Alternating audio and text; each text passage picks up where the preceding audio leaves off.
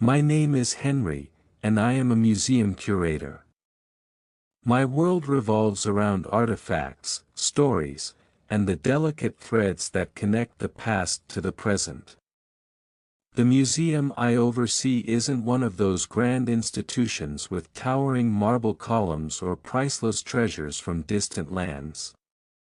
It's a modest place, tucked away in a quiet corner of the city, but it holds a charm that only those who truly appreciate history can understand. To me, it's not just a building filled with objects, it's a sanctuary of memory, a place where time stands still. Every morning, I arrive before sunrise, when the streets are still cloaked in silence. I walk through the dimly lit galleries, my footsteps echoing against the polished wooden floors. Each exhibit tells a story, some grand, others intimate, and it's my job to ensure those stories are told with care and accuracy. I've spent years studying these artifacts, poring over archives, and consulting experts to piece together narratives that bring the past to life. But what I love most about my work is the people who visit. They remind me why this place matters.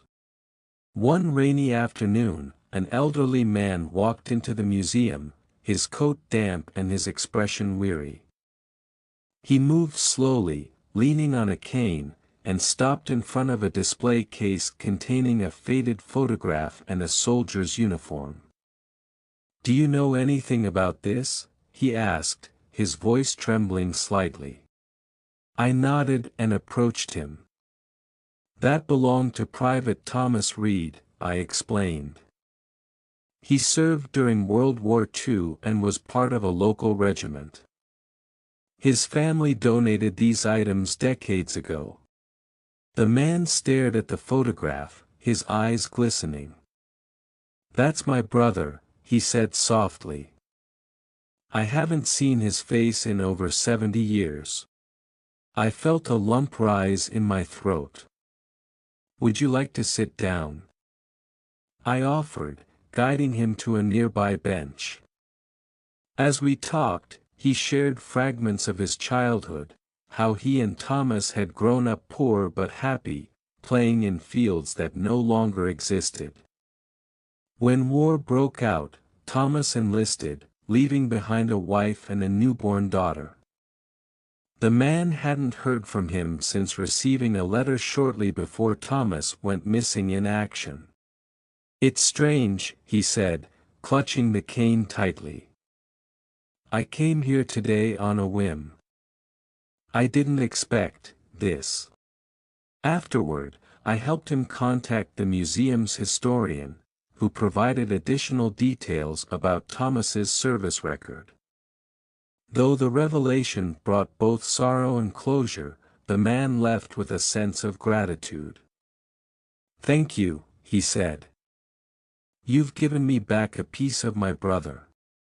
Moments like these remind me why I chose this path. Museums aren't just repositories of relics, they're bridges between generations, places where personal histories intersect with collective memory. Another visitor, a young woman named Clara, came in seeking inspiration for her art project. She wandered through the galleries, sketchbook in hand, until she paused before a medieval tapestry. "What does this mean?" she asked, pointing to intricate patterns woven into the fabric. "That symbol represents eternity," I explained. "It's meant to convey the idea that life continues, even after hardship." Her eyes lit up. "That's perfect," she murmured, jotting notes furiously. Weeks later, she returned with a painting inspired by the tapestry, a swirling masterpiece of color and emotion. Seeing how the museum had sparked her creativity filled me with pride.